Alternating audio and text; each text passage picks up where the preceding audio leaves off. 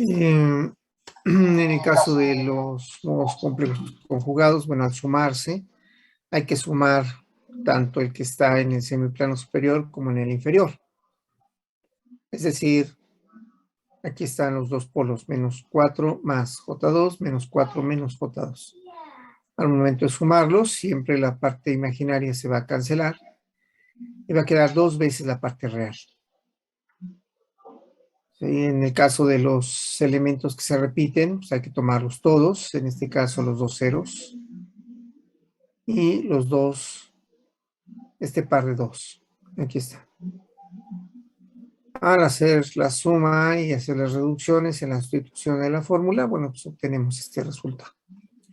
Muy bien, bueno, entonces la pregunta en concreto es, ¿hasta aquí, ingenieros, de los 3 ejercicios, hay alguna duda?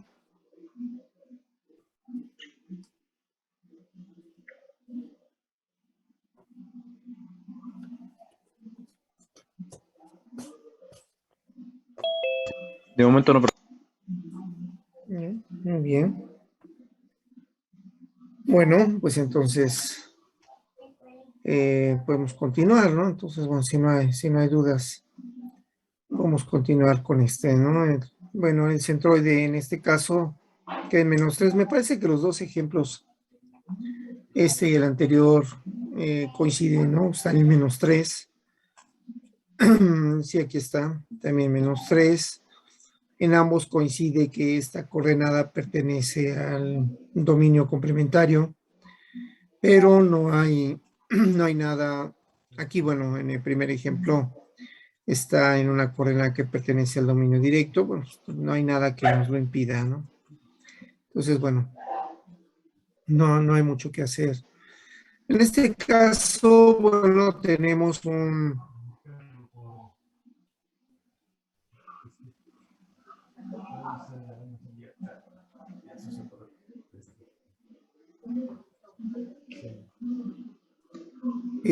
aquí, bueno, hay que hacer el análisis de estos polos. Hay aquí ceros que son puramente imaginarios, conjugados, puramente imaginarios, y tenemos polos repetidos, reales, en 0, en menos 1 hay 3, y en menos 6 hay 2. Sí, entonces, bueno,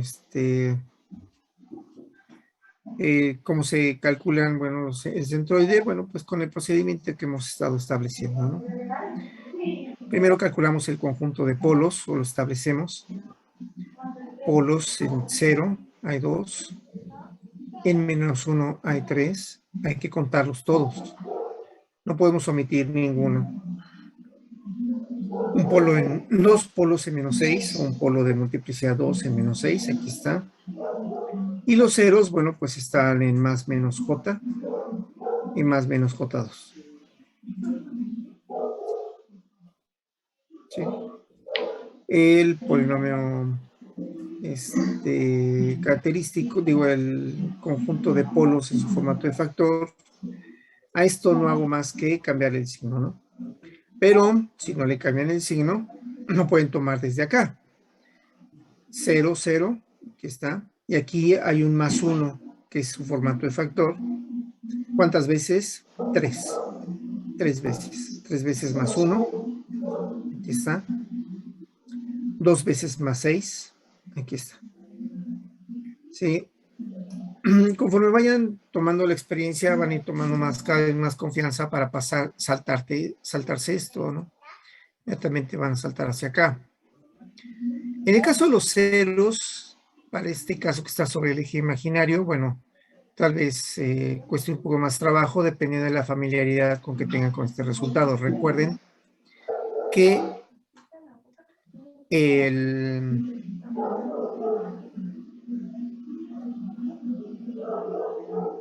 recuerden que cuando un polinomio no tiene cuadrático, no tiene término en S, significa que sus raíces son puramente imaginarias y se encuentran sobre el eje imaginario.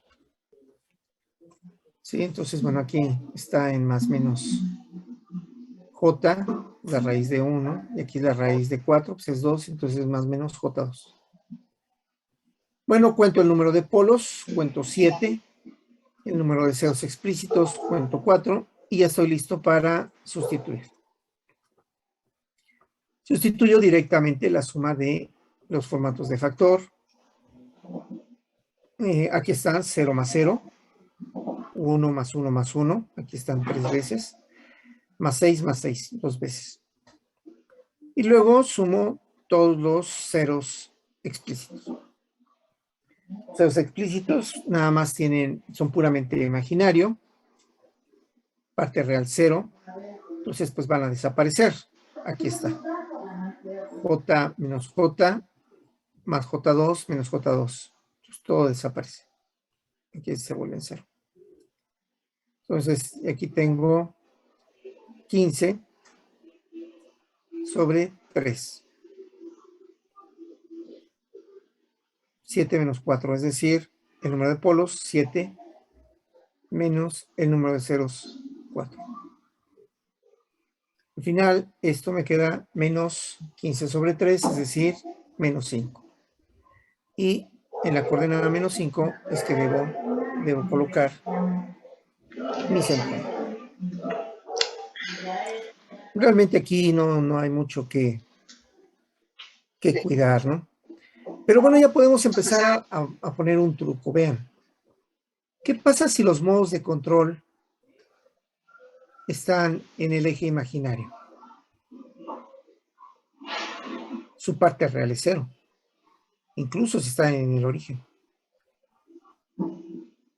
Y como es 0, no participan en la suma. Vean cómo esto se canceló, se hizo 0, y estos naturalmente son 0.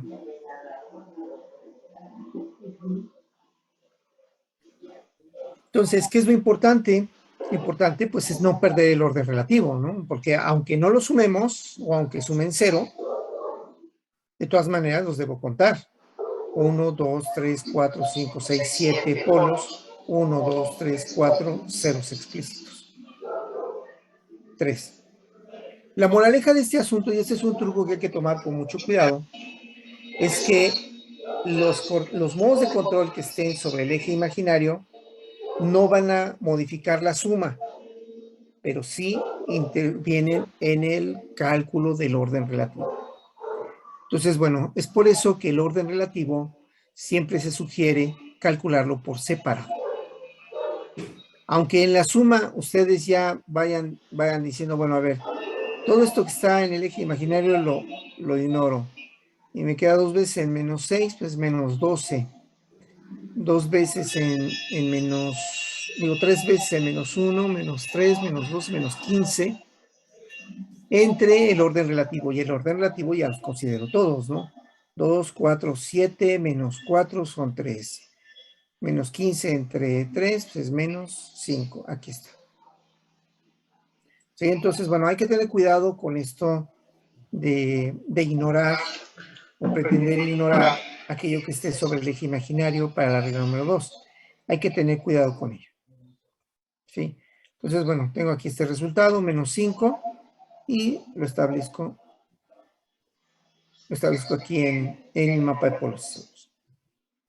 Muy bien, ingenieros, ¿alguna duda con este ejercicio?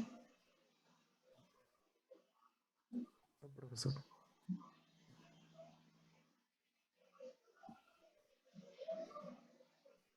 Okay, ¿ninguna? Bueno.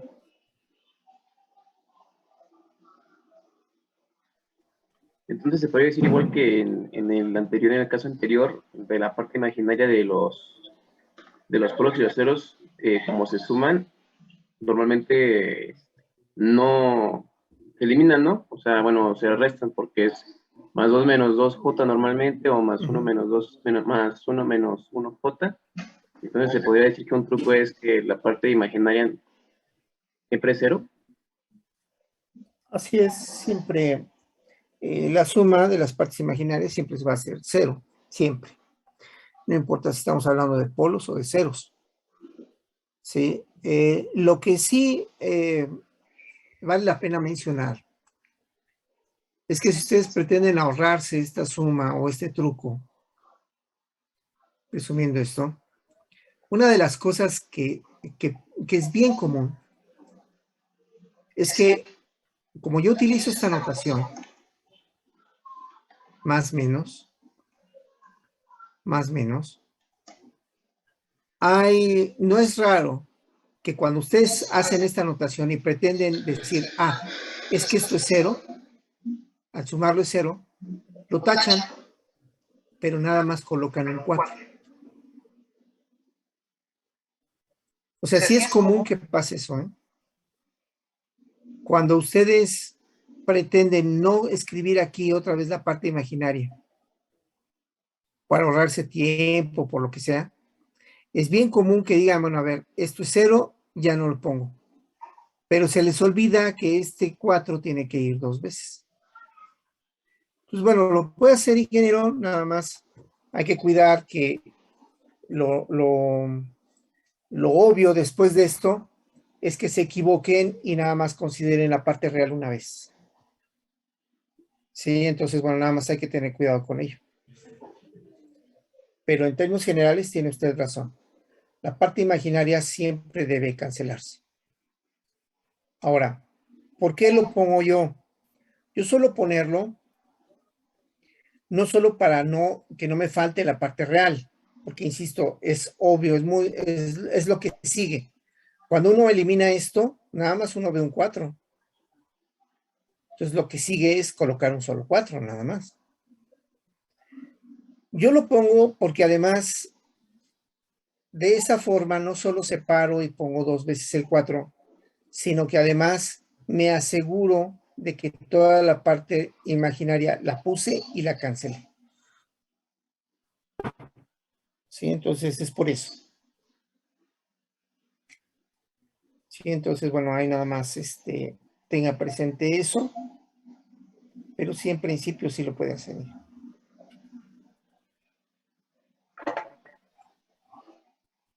Se cancela la parte imaginaria y aquí pues todas, ¿no? Es más, con todo el modo de control se cancelan. Pero insisto, aquí, aunque la parte real ya no tiene que repetirla porque también es 0, sí debe considerar esto porque puede comprometer el orden relativo. Sí, entonces, bueno, nada más no se olvide de esos dos aspectos.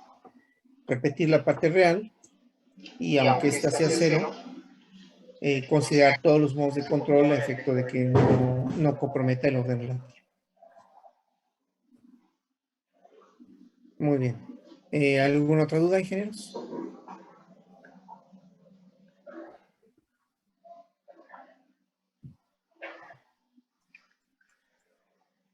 No, muy bien. Bueno, veamos este ejemplo que resulta un tanto singular. Es un sistema que nada más tiene modos de control o un polo de multiplicidad 4 sobre el eje real. Hay que calcular el centroide. Y bueno, pues aquí vemos el conjunto de polos. Son 4 polos. Y no podemos soslayar ninguno. Los ceros son también 4 complejos conjugados. Aquí está. Calculo el formato de factor. Le cambio el signo a esta parte real. Le cambio el signo a la parte real de que lo tengo. Cuento el número de polos, 4, y cuento aquí el número de ceros, son también 4. Pero al momento de aplicar la fórmula, me encuentro que la sumatoria de polos y ceros están bien definidas. El orden relativo también, el orden relativo es 0. Pero esto implica una división por 0.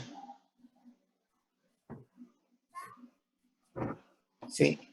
Si el sistema es de orden relativo 0, pues entonces hay que insistir que no tiene centroide.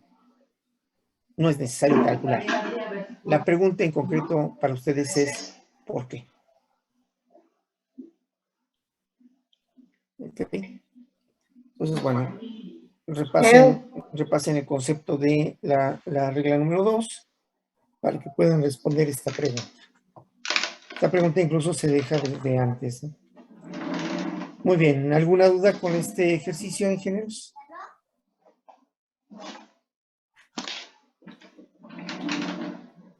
No, maestro, ninguno. Muy bien, entonces la Sí, está invitación bien. aquí es que todos los ejercicios los hagan primero con este encabezado, pero bueno, ya después si fuera, vamos ya después de cierta experiencia, de varios ejercicios que hayan hecho, van a poder empezar a omitir este, ¿no? Casi siempre se omite este y nos vamos con este. Lo que sí no se recomienda es calcular el centroide de memoria, es decir, sin escribir. Sin escribir por lo menos esta parte, la verdad es que es difícil, ¿no? Es bien fácil equivocarse. Entonces, bueno, no se recomienda que lo hagan así, se recomienda que lo escriban. Pero ahorita porque se escucha mi grabación. Muy bien. Con esto terminamos la exposición de estos ejercicios. Y luego vienen pues los ejercicios propuestos, ¿no? Aquí vienen algunos ejercicios con su resultado, digamos, una guía de estudio, ejercicios propuestos tipo Chowms, ¿no? Aquí con su solución. Sí, este es uno. Está ninja, no sé por qué, pero bueno. Dice que lo está. Ya me platican si hay algo especial con él, ¿no? Hay uno que no aplica, dice.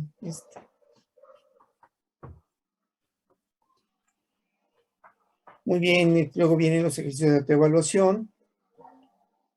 Pues se les dan las funciones de transferencia. Estos 32, los 16 de aquí y los 16 de acá, estos 32 son los mismos que tienen en el primer ejercicio.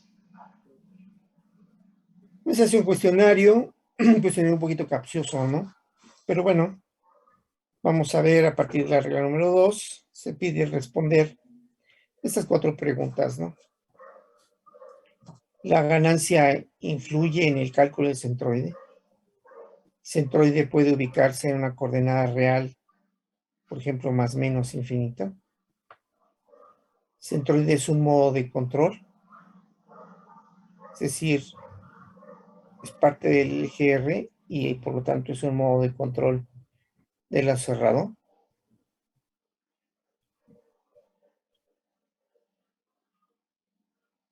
La pregunta es si el centroide es un modo de control para el circuito abierto. Ya sabe que sea. La pregunta es ¿cuál? ¿No? El centroide es un modo de control. Bueno, aquí está, ¿no? Si es de lazo cerrado o de lazo abierto. En el caso del orden relativo 0, ¿se contradice esta regla? Es decir, ¿hay alguna excepción que se tenga que tomar para esta regla? Y bueno, con eso concluye este documento que les digo que tiene todavía un formato un poco antiguo. Fue el primero que se hizo, ese primer formato, entonces bueno, todavía no lo actualizamos ¿no? Pero bueno, en principio tiene las mismas, la misma información que tendría la nueva versión, nada más sería cosa de cambiarle el formato de presentación, pero en general ahí está. Muy bien. ¿Qué características podemos obtener de este? Bueno, veamos en el caso del ejercicio 1. ¿Dónde lo tenemos? Acá está. Tengo solamente polos. No hay una influencia de ceros. Entonces, al final, esto es un promedio de polos. Se fijan, el promedio de estos 3 polos está ¿en dónde? En 5 tercios. Bueno, menos 5 tercios. Y es ahí donde yo coloco a mi polo.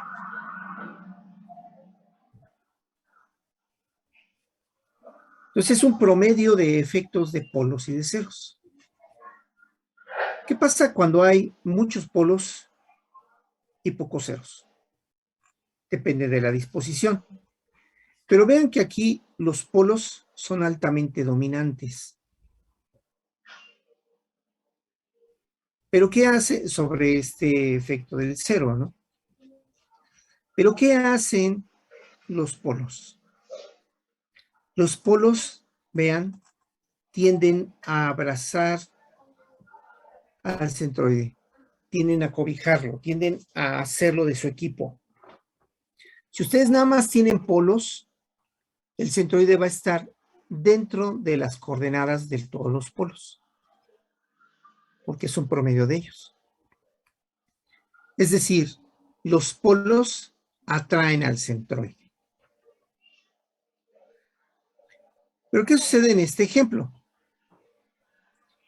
Si nosotros retiramos la influencia del cero, que está aquí, vean que al retirar la influencia del cero, este se vuelve cero, tendríamos el promedio de 13 entre 4, 13 cuartos, si yo elimino este cero. Y 13 cuartos está por acá. Cada unidad tiene 4, 4, 8, 12, 16. Estaría en, ¿qué es? 11, 12, 13. 4, 8, 12, 13. Estaría un poco más hacia acá. Pero como estoy insertando un cero, al momento de insertar el cero, el polo se empieza a recorrer. Vean que si yo agrego polos, el centroide va a empezar a ponerse siempre en el promedio de los polos que yo ponga. Los polos tienden a atraer al centroide, pero ¿qué hacen los ceros? Los ceros tienden a repelerlo. Los ceros tienden a aventar al centroide al semiplano contrario. Es decir, vean, vamos a suponer que en este ejemplo yo tengo dos polos, pero en menos 10. Digo, dos ceros en menos 10. Si este fuera el caso, aquí tendría yo menos 10, digo, más 10 más 10. Tendría más 20. Aquí tendría menos 20. Tendría menos 7. Cambiando el signo, tendría 7 tercios. Vean que si estos polos, si estos ceros los arrastro hasta menos 10, ¿qué le pasa al centroide? El centroide empieza a alejarse y va a pasar al semiplano derecho. Pero no solo eso, ya nos va a estar dentro de los polos. Normalmente los sistemas son estrictamente propios, es decir, tienen más polos que ceros explícitos. Y esto hace que casi siempre el centroide en la vida real esté abrazado por los polos, esté contenido en el área donde los polos viven. Sin embargo, cuando aparecen los ceros tienden a aventar al centroide,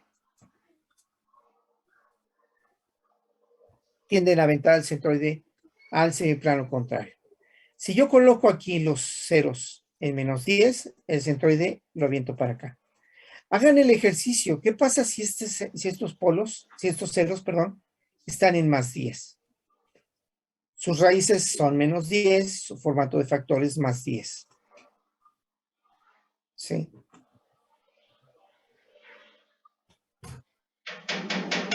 ¿Qué le va a pasar a este centroide? No sé. Hagan el ejercicio y verán que el centroide va a empezar a alejarse hacia la izquierda.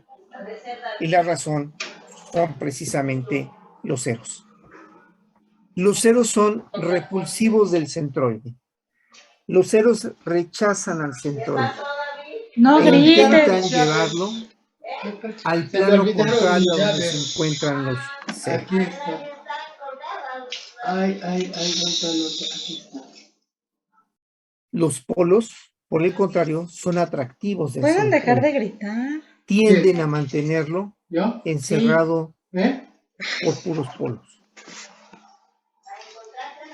Sí.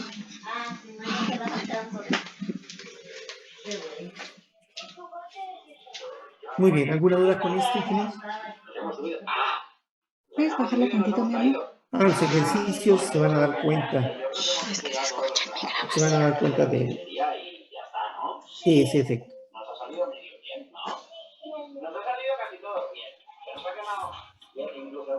Muy bien, ¿alguna duda? No, todo está claro. Muy bien. Bueno, pues con esto concluimos la exposición de la regla número 2. Realmente no hay, pues no hay mucho que decir, ¿no? O sea, realmente creo que están, es más, aquí tenemos los mismos 32 ejercicios del ejercicio pasado.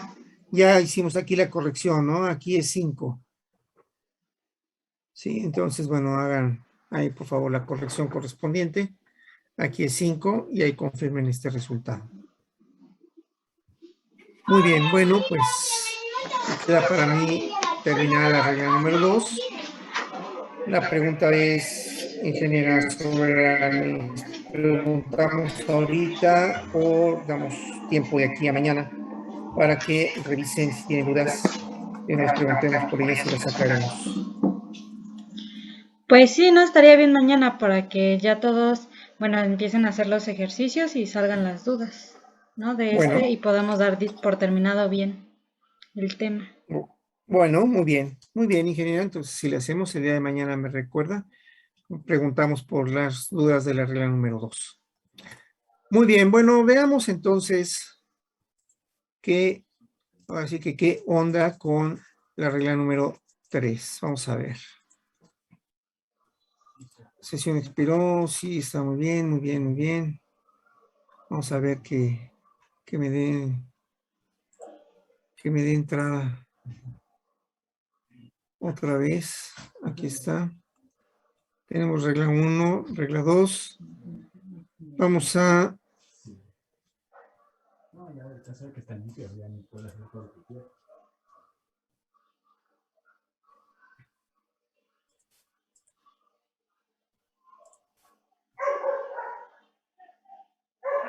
Tengo la regla número 3.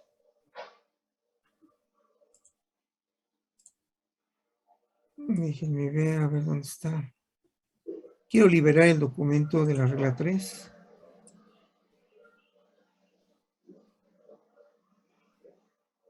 Esta es la regla 1.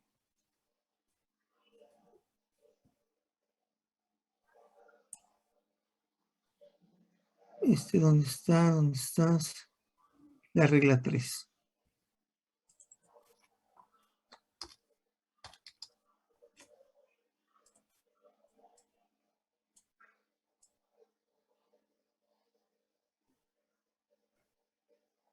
Esa es la regla 3.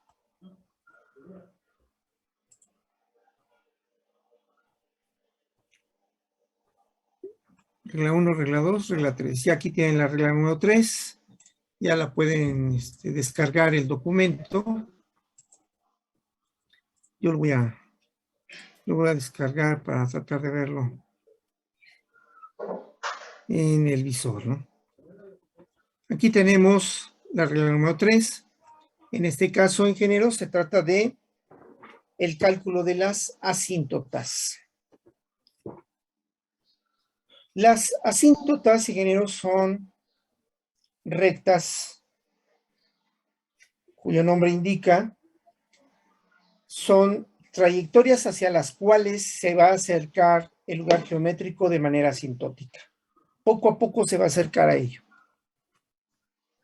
No es parte, las trayectorias asintóticas no son parte del LGR.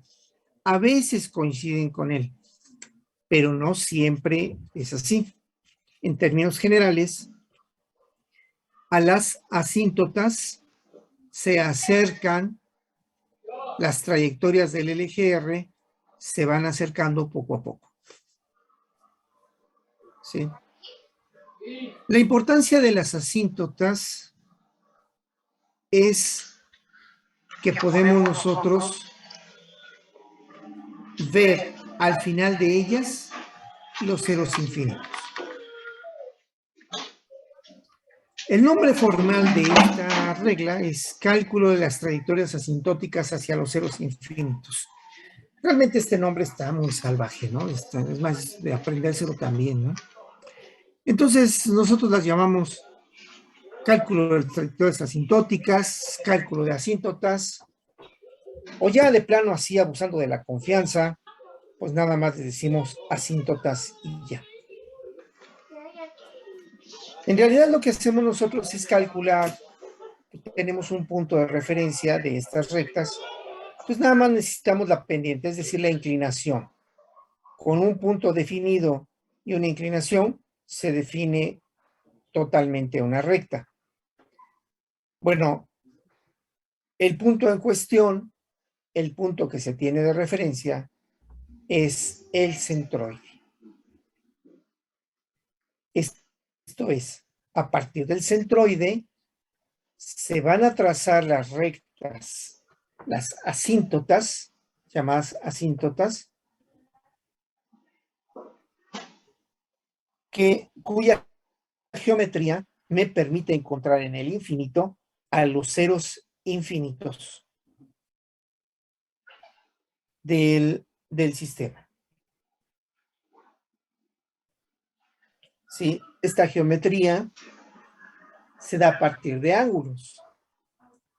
Y es que en un momento dado debemos prever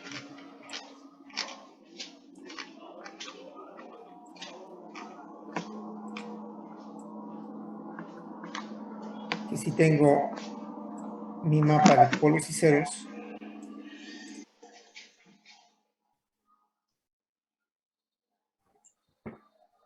y tengo, pues aquí tenemos un corazoncito,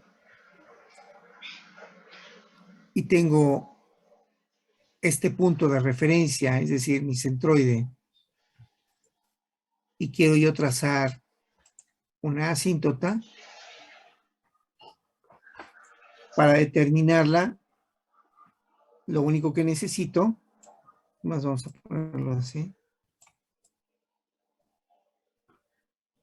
en realidad lo único que necesito es un ángulo. Cuando yo defino un ángulo, yo ya sé que puedo definir totalmente esta recta. Esta recta ya no va aquí, ni va acá. Y pueden decir, oye, es que el ángulo es el mismo. Bueno, sí, pero eventualmente, ¿cómo se dice? Sí, como que tiene repeticiones este mouse. Sí, no va en ningún punto. Mi punto de referencia es este. Esta es parte de la recta. Y eventualmente solo dependo del ángulo. Es por eso que el cálculo de las asíntotas en realidad es el cálculo de unos ángulos. Ángulos que son simétricos, que me dan una cierta simetría alrededor del centroide.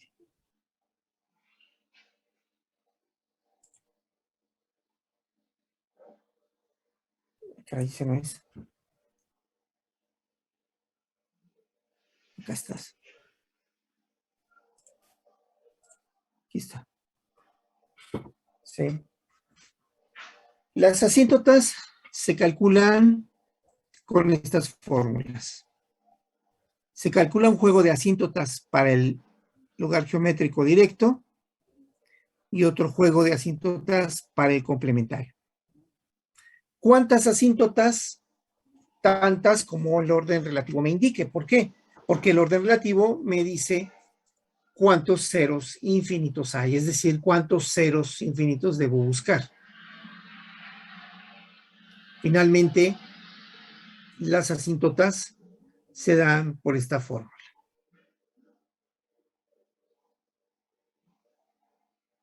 o por este par de fórmulas. ¿Sí? Muy bien. En el caso de las fórmulas para el dominio directo, ya las llamamos beta. En realidad recuerden que es un ángulo. Ya no necesito calcular toda la recta. Ya tengo un punto, nada más necesito el ángulo. Se llaman beta y las asíntotas para el complementario las llamamos gamma. De nuevo, en las fórmulas pueden ver ustedes que intervienen n y m, donde n es el orden del sistema, que es igual al número de polos, m el número de ceros explícitos, n menos m el orden relativo, y bueno, vuelve a ser importante el orden relativo en un cálculo de diseño de control.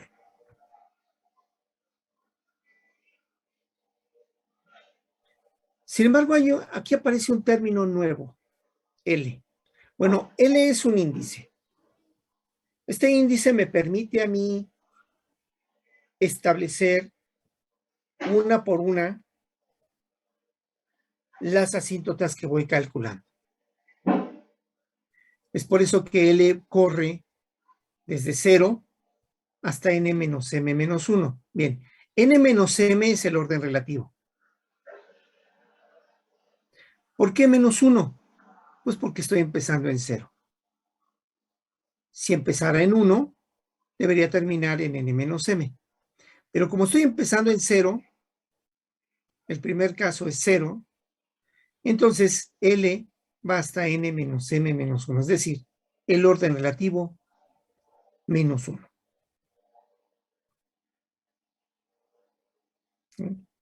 Bien, ya está por expirar esta sesión, ingenieros, vamos a cortarla para abrir una nueva, terminar de presentar esta regla 3 y ya eventualmente el día de mañana empezaríamos ya a ver los ejemplos, ¿no? Muy bien, permítanme, los veo ahorita en un momento.